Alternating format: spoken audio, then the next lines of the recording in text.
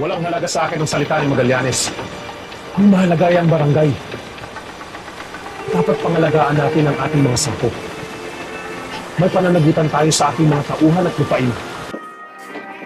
Ating patutungo ay isang lugar na kung saan hindi kikilos ang mga dahon nang walang kumpas ang mahal na Panginoon Diyos.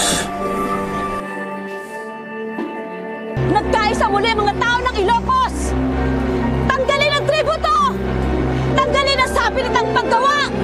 Pamahalan ng tao, hindi ng dayuhan!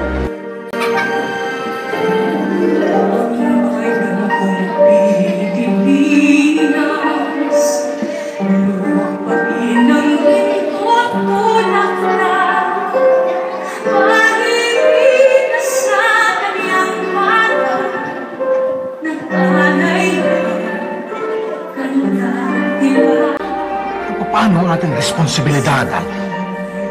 Tayo manumulat. Salamin tayo ng katotohanan ng mga tunay na pangyayari. Dapat nating isulat ang katotohanan.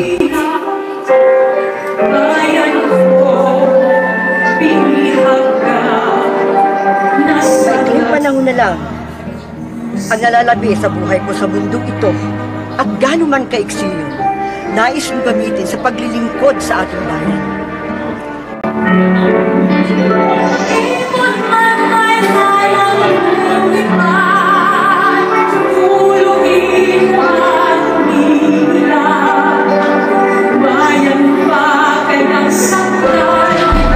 Senyor Presidente, walang pupuntahan ito. Habang nagtatalo tayo dito, lalo lamang lumalakas ang pwersa ng mga Amerikano. Pareho lang tayong tapat sa pinaglalaban natin. Nagkaiba. Tapat ka sa isang patay na tao. Ako, tapat sa Presidente. At bilang Presidente ng Pilipinas, tulungan ninyo ako na maging isang mahusay, magaling, at matatag na Pangulo.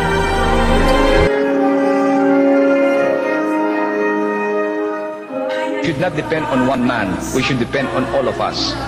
All of us are expendable in the cause for freedom. And therefore I say, stand up now and be a leader. And when all of us are leaders, we will expedite the cause of freedom. Can we be certain that it will endure?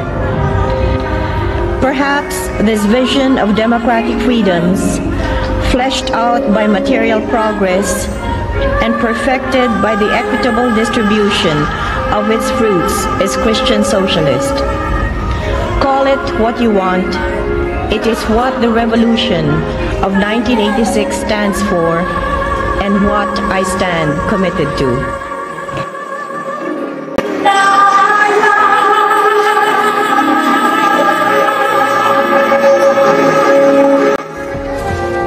Hitik na ang kalayaan.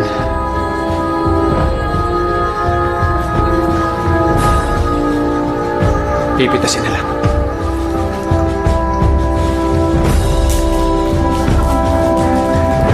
Mabuhay ang kalayaan! Carguen!